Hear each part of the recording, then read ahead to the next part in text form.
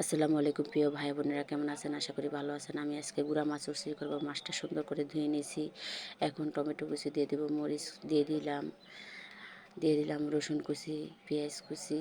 এখন দিয়ে দিলাম আদা বাটা, দিয়ে দিলাম রসুন বাটা, দিয়ে দিলাম হলুদের গুঁড়ো, দিয়ে দিলাম মরিচের গুঁড়ো, দিয়ে দিলাম লবণ। এখন পরিমাণ মতো তেল দিয়ে নেব, দিয়ে দেব পেঁয়াজ ভাজা ছিল সেগুলো। এখন সুন্দর করে চারিদিকে মাখা মাখা করে সুন্দর করে মাখাবো, যাতে সবগুলোর গায়ে গায়ে লাগে।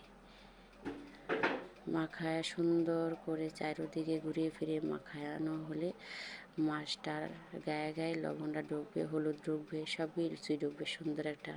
দিয়ে দিলাম ধনিয়া গুঁড়া বাটা। আমাদের দেশে কাঁচা ধনিয়া গুঁড়া পাওয়া যায়, তো তাই সেগুলোর বিচি বেটে দিলাম। গ্রানটা অনেক মজা হবে, অনেক সুস্বাদু হবে। সুন্দর করে মেখে নিয়ে চুলার আঁচটা কমিয়ে বসিয়ে দিলাম। পানি দিলাম না, এই পানি এটি থেকে যা পানি উঠবে সেগুলো দিয়ে মাখা মাখা করে রান্না করে ফেলবো। হ্যাঁ, প্রায় কমপ্লিট হয়ে যাচ্ছে। কেমন হয় কমেন্টে বলে দিবেন আপুরা ভাইয়ারা। আমার কোনো ভুল ত্রুটি হয়ে থাকলে আপনারা ক্ষমা করে দিবেন।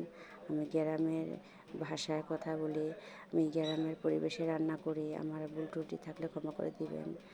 ভালো থাকবেন, সুস্থ থাকবেন, এই কামনাই করি। আসসালামু আলাইকুম।